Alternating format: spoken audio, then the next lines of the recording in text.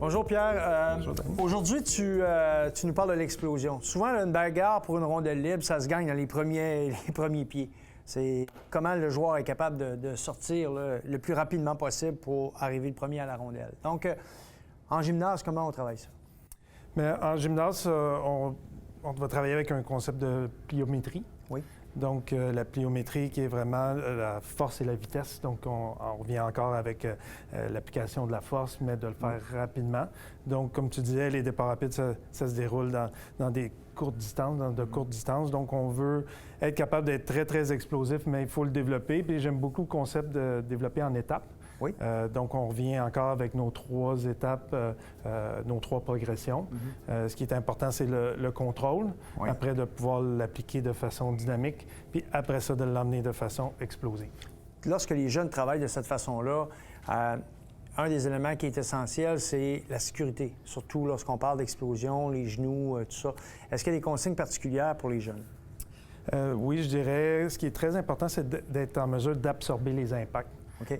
Donc, il y a vraiment une étape d'apprentissage d'absorption des impacts. Il faut penser à ses genoux comme des amortisseurs. OK. Donc, quand on atterrit soit sur un coussin ou quand on saute par-dessus un obstacle, mais il faut déjà maîtriser cette première phase-là qui est une phase d'absorption des impacts.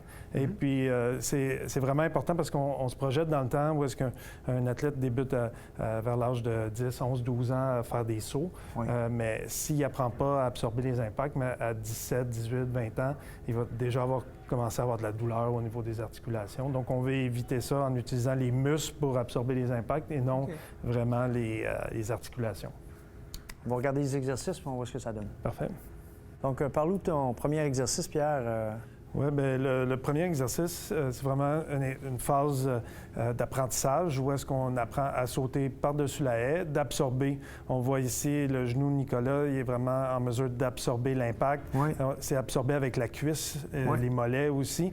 Donc, ce qu'on veut, c'est que la tête, il réalise que c'est vraiment les muscles qui vont absorber. C'est une chaîne musculaire. Hein? On voit que ce que tu expliques, là, ce que je comprends bien, c'est que ce que tu veux voir, c'est l'athlète qui prend le temps de bien sentir le mouvement. Et puis, on le voit même avec des joueurs professionnels.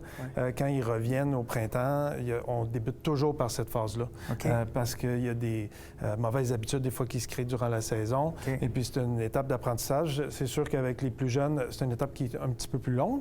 Avec les athlètes plus de niveau élite, mais là, ils sont en mesure de mieux faire une meilleure transition. Ouais.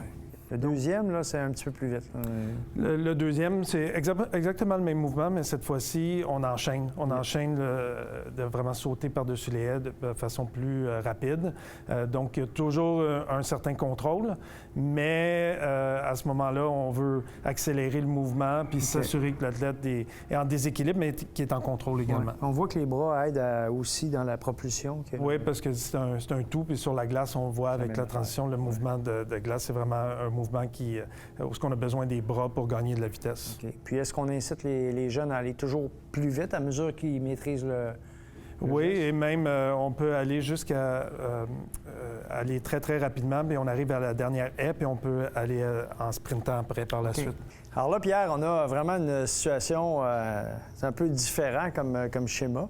Mais c'est beaucoup plus représentatif à ce qui se passe sur la glace, où il y a des mouvements latéraux, les accélérations, des fois, il y a des départs de côté. Donc, une fois qu'on a appris les mouvements vraiment de base, qu'on a appris à stabiliser, à absorber, et puis qu'on l'a amené de façon dynamique, là, cette fois-ci, on cherche à vraiment y aller rapidement, de façon très, très rapide. C'est pour ça qu'on garde des haies qui ne sont pas très, très hautes. Le but, c'est d'accélérer le mouvement puis d'y aller de façon dynamique, très, très rapide.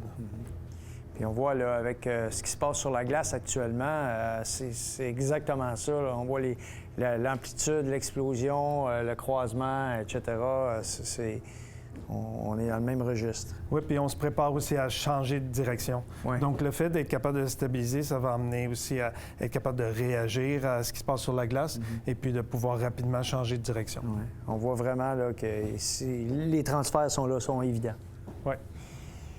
Écoute, Pierre, c'est vraiment un regard différent sur la façon de s'entraîner. Ça nous amène dans tout ce qui est, bon, le jeu de pied, foot speed, là, de basketball, de football, même de tennis, de sport individuel? Oui, bien, je dirais tous les sports sont axés vers la pliométrie. Il y a énormément de gains qu'on peut faire. Puis on a vu avec les exercices qu'on n'a pas besoin de beaucoup de matériel. Faut que le but de l'entraînement, c'est de garder ça simple, mais d'utiliser vraiment la base de l'entraînement, les fondements de l'entraînement, puis après, on peut l'utiliser de plus en plus. Alors, les jeunes, à l'action. Merci, Pierre. Merci, Danny.